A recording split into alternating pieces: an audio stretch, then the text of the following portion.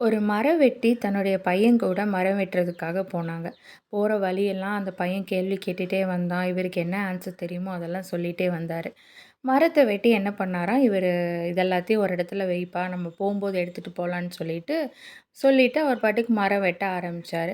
இந்த பையன் மறுபடியும் கேள்வி கேட்க ஆரம்பிச்சான். "அப்பா இந்த காட்டாறு எங்க போகுது?" அப்படின்னு சொல்லி கேட்டோன்னே, இவருக்கு வேற பதில் சொல்ல தெரியாம இவர் என்ன பண்ணிட்டாரு, "அது நம்ம வீட்டுக்கு தான்ப்பா போகுது" அப்படின்ட்டாரு.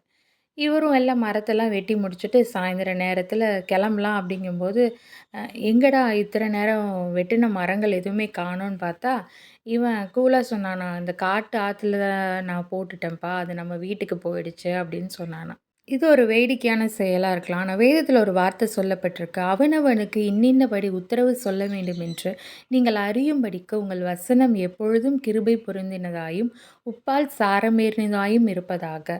நம்மளுக்கு அடுத்தவங்களுக்கு என்ன ஆன்சர் சொல்லணும், அவங்க அத எப்படி ரியாக்ட் பண்ணுவாங்கங்கிற விஷயம் நம்மளுக்கு தெரியாது. ஆனா, தேவ ஆவியினால நடத்தப்படும்போது, தேவ வசனம் நம்மள கிரிய செய்யும்போது, இது எல்லாமே நேர்த்தியா நடக்கும். God bless you.